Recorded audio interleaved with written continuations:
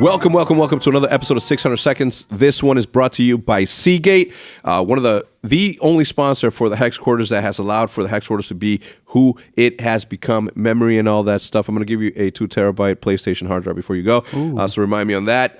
Karma, Damon, Barlow, the greatest of all time, 3-ring champion. Do you think that anybody's ever going to catch up to you? Maybe.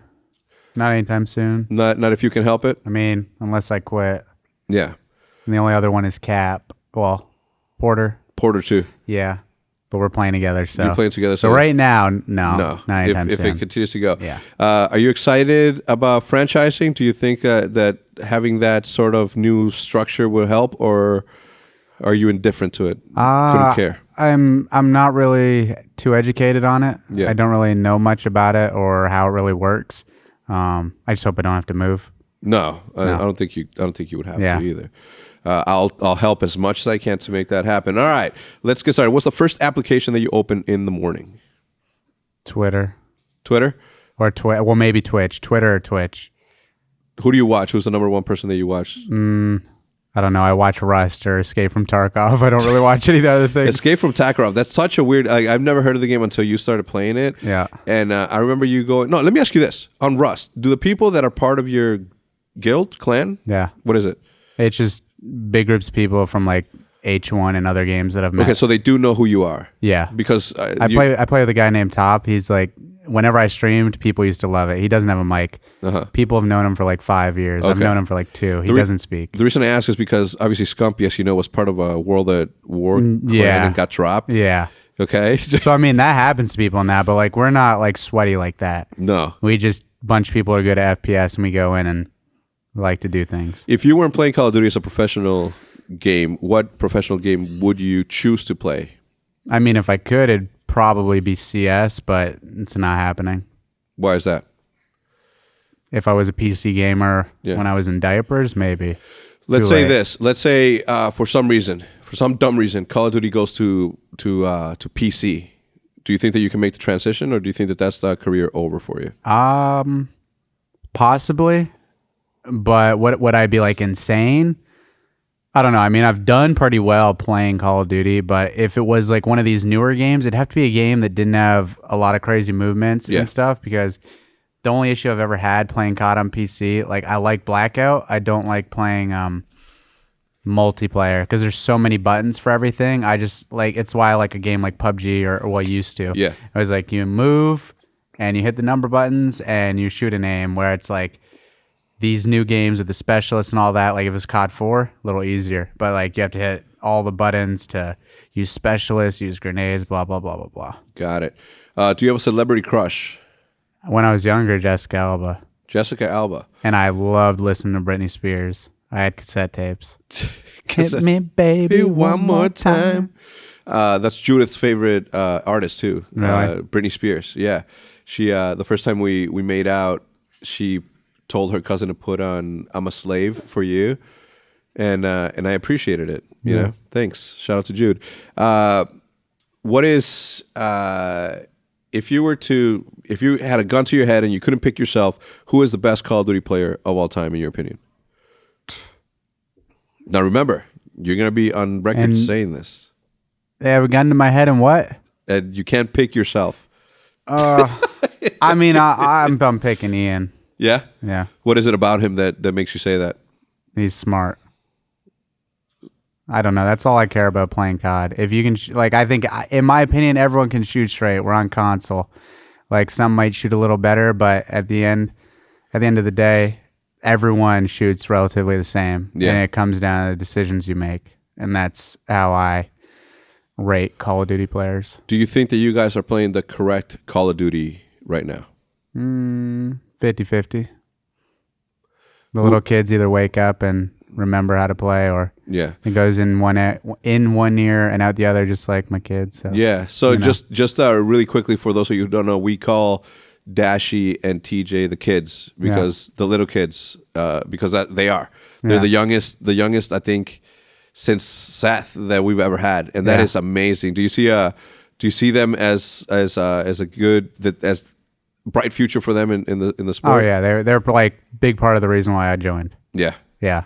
And like they listen, and I think it'll be good. Hell yeah. They just need to talk more in game, right? Yeah. Iceman just never says a thing. All right. Who is the best teammate that you've ever had, ever, if you were to pick one? I mean, that's easy again, Ian. Yeah? Yeah, I mean, I don't even know how many years we've played. We've got to be like the longest teaming.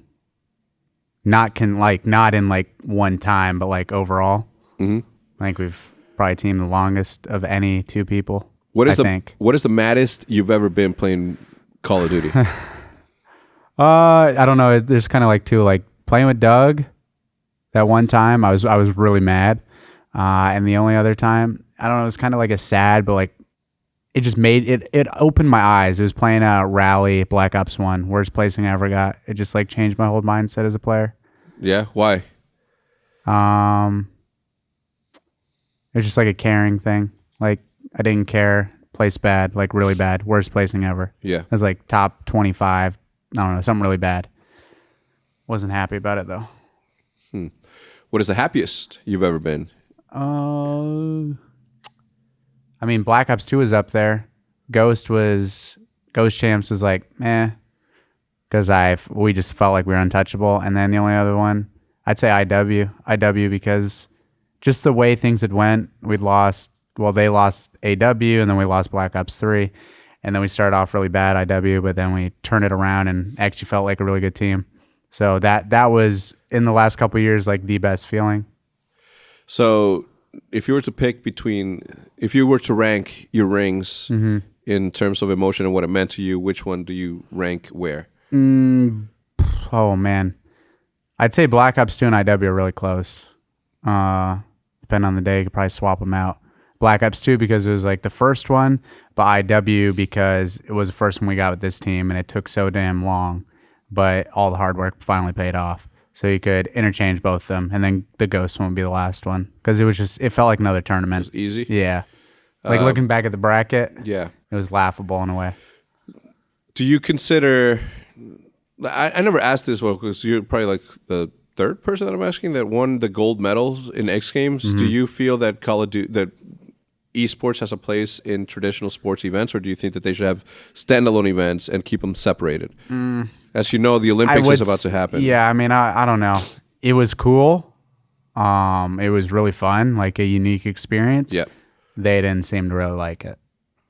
Them. Yeah. The athletes. Which is understandable. Yeah. For what they were doing, what we were doing. Yeah. But I mean, at least we got to do it, right? Like, if MLG had a skateboarding event alongside Call of Duty, StarCraft, Halo, and whatever, would you guys feel like there's no place for sports to be in an MLG event? I wouldn't care. You wouldn't give a shit? You're there to do your job and that's that? But I get why they would, vice versa. I mean, I grew up like watching X Games, playing like motocross games, snowmobile, like sled storm. Yeah. Like I understand. You do? Yeah. So do I. A lot of people like defend it, and I have to defend it because that's the industry that I'm in. But Yeah. I also too like. I mean, some people were like, "Hell yeah, it's awesome," but then obviously others like, yeah.